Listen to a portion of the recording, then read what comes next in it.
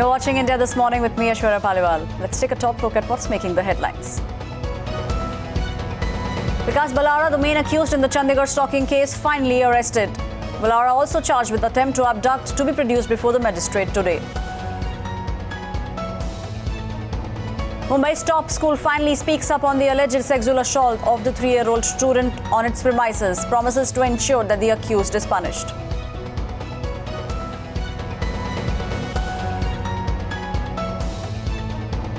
Another incident of rape in school, this time from Uttar Pradesh's Meerut region. 7-year-old raped in school, principal and other student taken into custody. School in Uttar Pradesh's Mirzapur turns into a dance bar for the entertainment of the village head. Principal claims he wasn't informed. Marital rape not criminal offence, says the Supreme Court, cites extensive debate in Parliament on the same issue. This as the reason, seeks information on whether or not protection of married girl between 15 to 18 years of age was discussed. Maratha Kranti Morcha's Mumbai protest comes to an end following Maharashtra Chief Minister Devendra Fadnavis's assurances. A ministry-level subcommittee to be formed to look into their demands.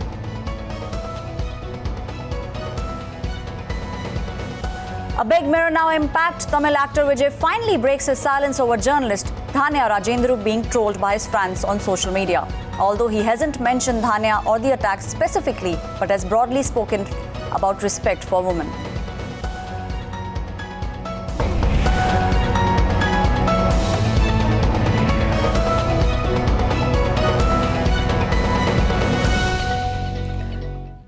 After Chandigarh and Mumbai, another case of stalking has been reported. This time, the incident comes from Gurugram in Haryana. The complainant was allegedly chased by some men in a car. The incident occurred late Monday night while she was returning home from office. Now Priyank joins me live. Priyank, another incident coming out this time from Gurugram.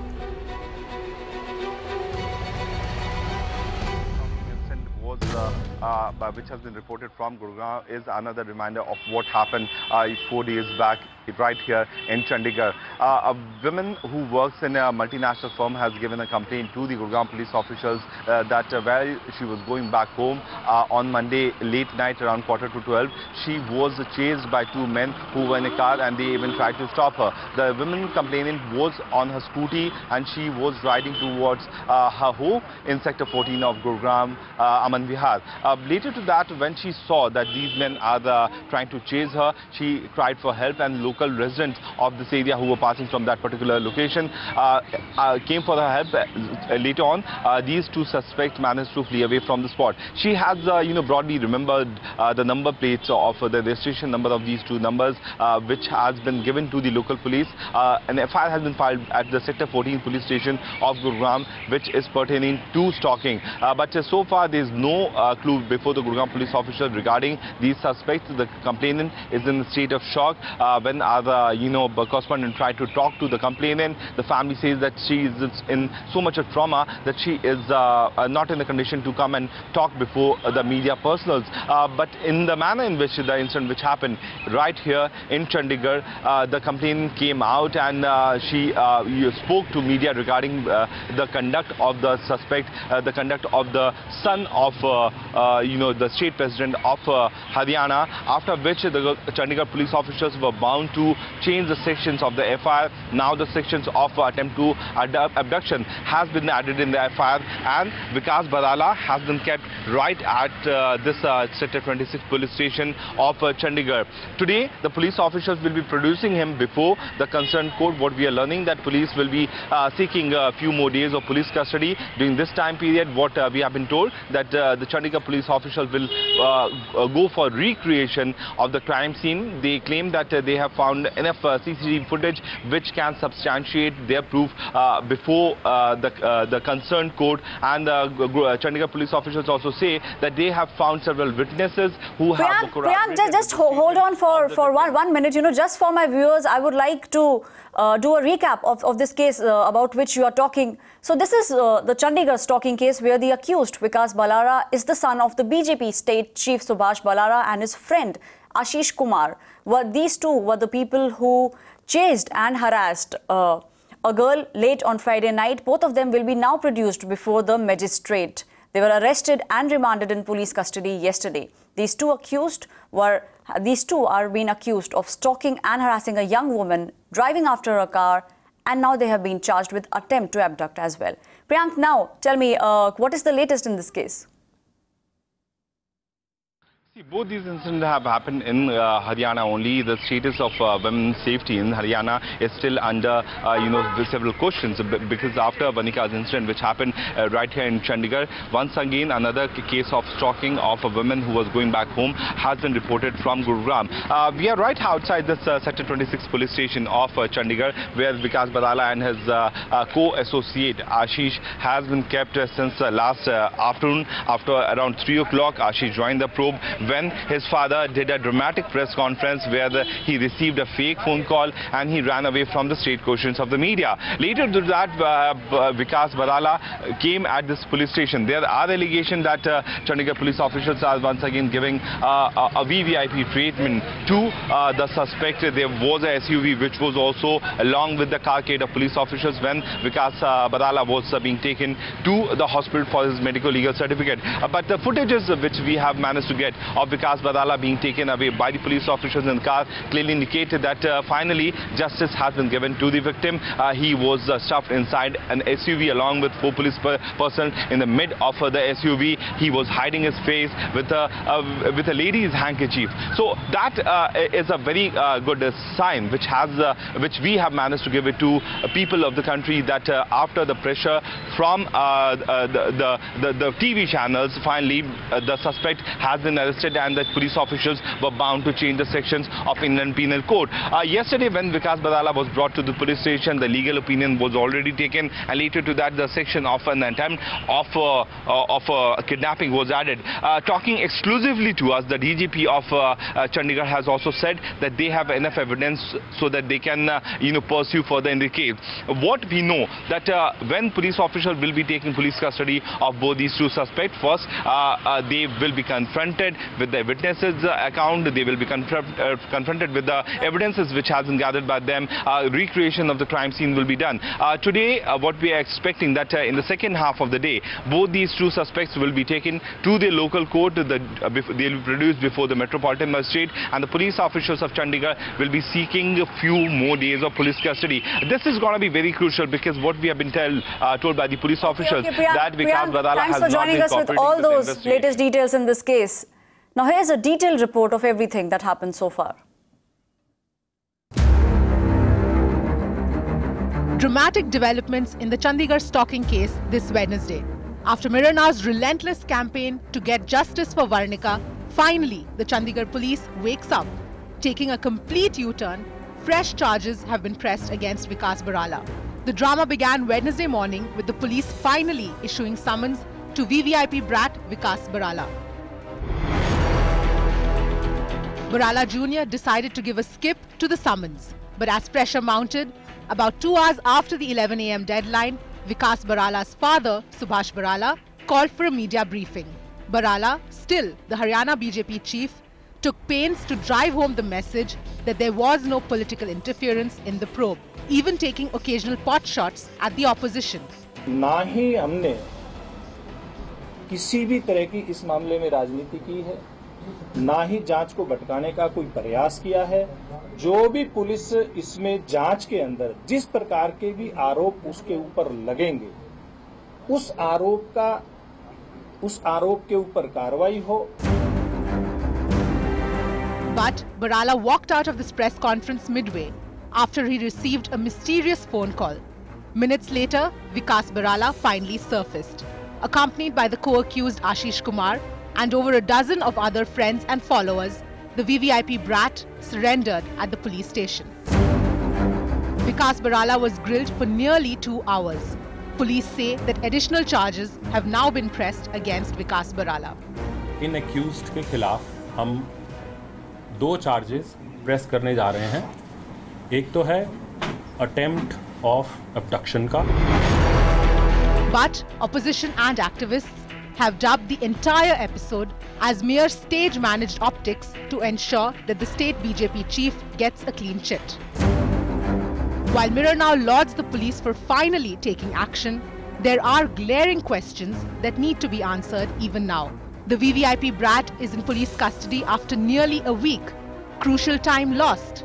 Vikas Barala and his friend, Ashish, both allegedly refused to give blood and urine samples on the day of the incident. This when they have been charged with drunken driving. Damning evidence lost. Shouldn't the government take it beyond optics and eyewash?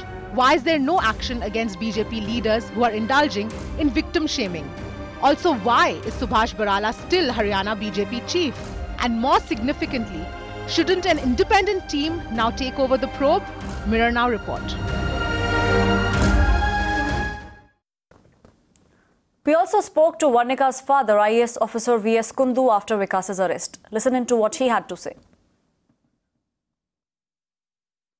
What is really a big thing for me is that today on television I saw two boys who had the guts, who had the not even the guts, who had the audacity to think that they can do anything and get away with it. They targeted a single woman on the roads, and my daughter had to run away from that night. And today my daughter is here with her face open out in the public, and they are going around covering their faces and covering from the cameras, and that is a victory that I feel as a father.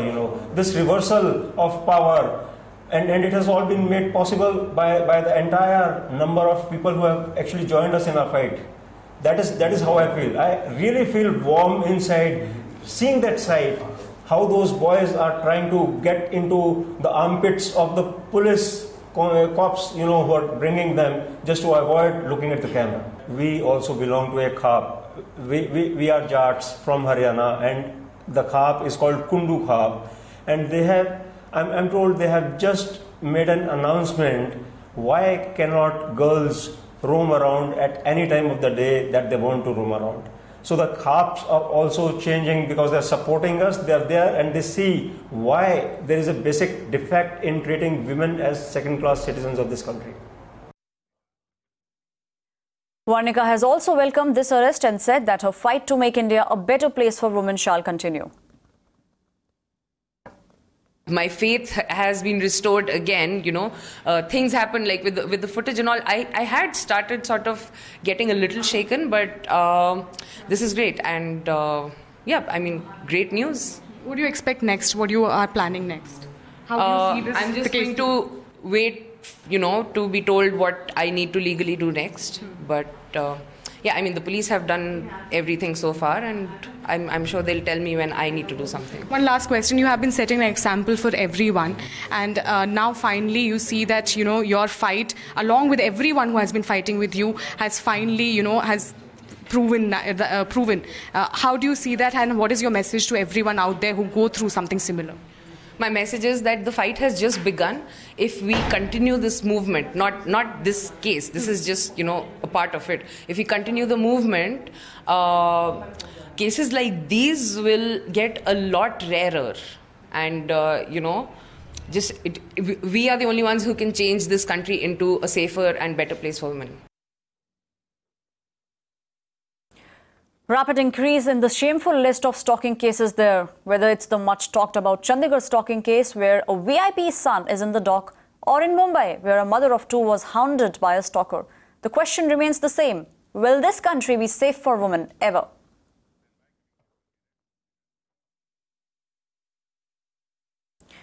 Another case of a student being raped in a school. This time it comes from Uttar Pradesh's Meerut region. A 7-year-old student was allegedly raped in the school's washroom. Angry parents vandalized the school, demanding action on the guilty. The principal and another student of the school has been taken into police custody for interrogation. कुछ देर पहले एक public school में बालिका है, उसके साथ में अन्य के सामने आई है। ये पता चला है कि जा रहा हूँ या उसी स्कूल का बच्चा है। इसमें स्कूल की प्रिंसिपल और सस्पेक्टेड लड़की को हमने हिरासत में लिया है, और इसमें जो भी वैधानिक कड़ी से कड़ी कार्रवाई है वो हम इसमें करने जा रहे हैं। तो हम लोग ट्रीटमेंट मेडिकल के लिए तबीयत ठीक है, उसका जो बेस्ट पॉसिबल ट्रीटमेंट भी कर रहा है। सस्पेक्टेड जो अभियुक्त उसको भी हमने पकड़ लिया है, उसको अंडर प्रोसेस मेडिकल वगैरह, और अगर प्रिंसिपल का या मैनेजमेंट का कोई दोष होगा तो उनके खिलाफ भी कड़ी कार्रवाई करेंगे।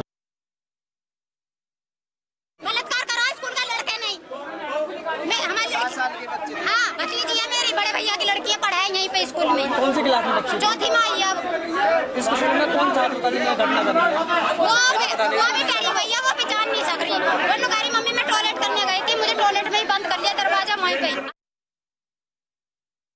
मेरी भाई की लड़की है, उसकी उम्र 7 साल है, ठीक है ना। वो यहाँ पर पढ़ने आई थी। वो पढ़ने के बाद यहाँ पर नुका में पापा लैट्रिन के अंदर गई। लैट्रिन के अंदर जाकर नुका देखो किसी ने मेरा गेट बंद कर लिया और मेरे साथ ऐसा कर हमने यहाँ पर हंगामा करा ना, तो इतनी देर में पुलिस वाले प्रिंसिपल को निकाल कर ले गए, ठीक है ना। इतनी बात थी और अभी तक हमारी भतीजे जो है ब्लड बंद नहीं हो रहा। सर बताओ, और पुलिस प्रशासन कुछ कार्रवाई नहीं करी। Now coming to Mumbai, where a school is under fire for the alleged sexual assault of a 3-year-old. The school authorities have now released a statement condemning the incident and assuring angry parents that the school is actively assisting the police in the investigation. They have also ensured that the accused will be punished. The school clarified that there have been no such incidents in the past and assured parents that it's reviewing all safety measures. To just quickly recap, this posh school has been in the dock after the school peon allegedly sexually assaulted a 3-year-old girl in the school washroom between 1st to 4th August.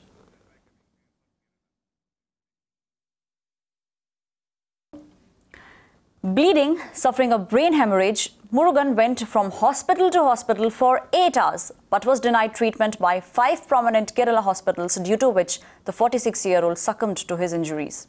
The ordeal started when Murugan, who was riding pillion on a bike with his friend named Muthu, were knocked down by a car. Chattanur police rushed both of them to KIMS hospital of Kollam, but while Muthu was admitted there, Murugan was diagnosed with brain hemorrhage and was referred to a better hospital. And from there started his 8-hour ordeal. Established hospitals turning him away with petty reasons.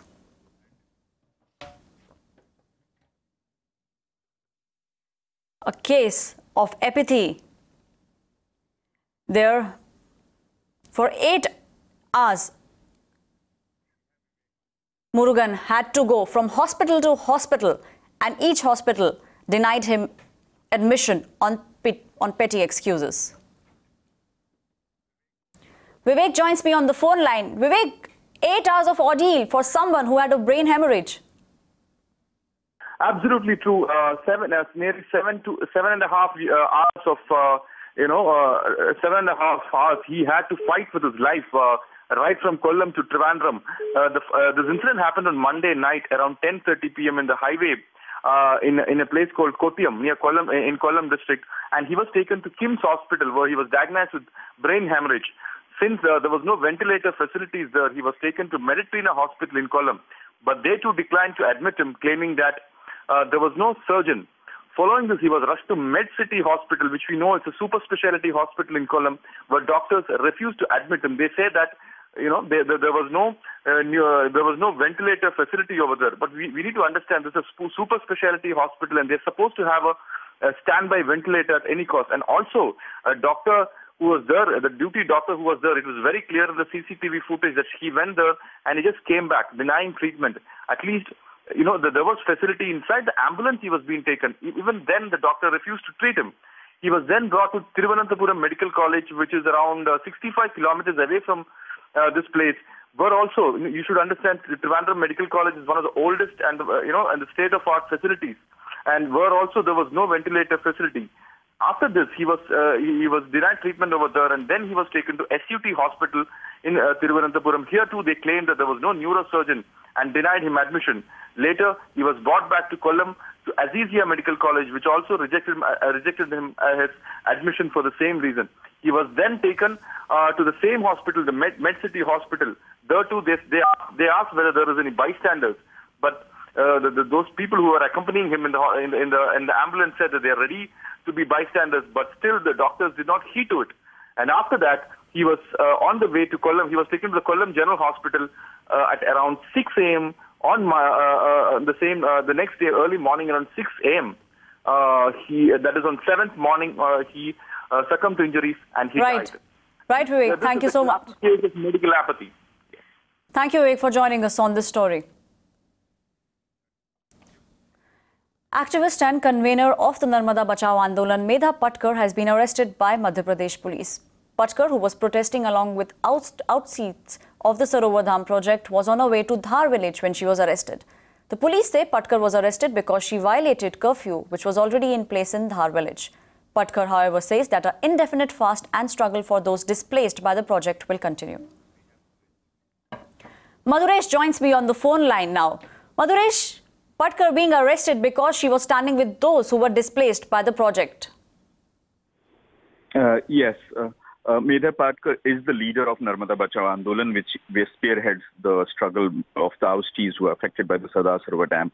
It needs to be noted that on 7th of August, in the evening, a massive police operation, she was lifted where she was on the 12th day of her hunger fast by the police and then admitted in the Bombay hospital in Indore. And it was said that the government is concerned about her health, and that's why they had arrested her. However, they had hospitalized her. However, it was a complete arrest. She was not allowed to meet anyone. And yesterday in the morning, we filed a habeas corpus. And before it could come up for hearing, she was discharged from the hospital. Her condition remained critical because she was on the 14th day of her hunger fast, indefinite fast. And as she was coming back to Chikalda, where she could have announced her next plan of action, along with the other people who are still sitting on the hunger fast, 14th day, she was prevented from reaching the spot where the agitation was happening. There was no hearing. She was not produced in front of the STM. And there was no lawyer who was allowed to access her.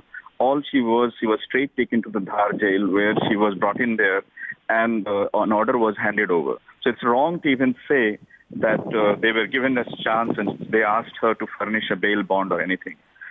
There was nothing which happened. Maduresh, close to 40,000 families have been displaced, and this indefinite hunger strike is for those people who have been displaced and not given proper accommodation. Yes. So there are 40,000 families' lives, which means 2 lakh people's lives which are at the stake. They have not received proper compensation. Some of them have, but it's not only the cash compensation, but there is an element of resettlement and rehabilitation sites, which includes a house plot, then the basic facilities like water, health, education, and everything. 88 resettlement and rehabilitation sites, which are to accommodate these people in Madhya Pradesh, they are far from ready. This is a report which has come up from the IIT Bombay as well as the Manit Bhopal. But still the government has been filing false affidavits on record in the court as well as in every other forum saying that they have completed the RNR site. This is one of the basic contentions which Narmada Bachao Andolan we have been raising all this while. And this is the prayer we have made in front of the High Court. Today there is a hearing in the High Court Indore, and this is what we have also approached Supreme Court with. Thank you, Maduresh, for joining us on the story. Former Uttar Pradesh Chief Minister Akhilesh Yadav's convoy of 175 cars passed a toll plaza in UP's Barabanki district without paying the toll tax. Viewers note that toll tax on national highways is exempted for the state's chief minister, but not for former chief ministers. Visuals on your screen there showcasing the complete abuse of power. 175 cars passed through the toll booth and not a rupee paid.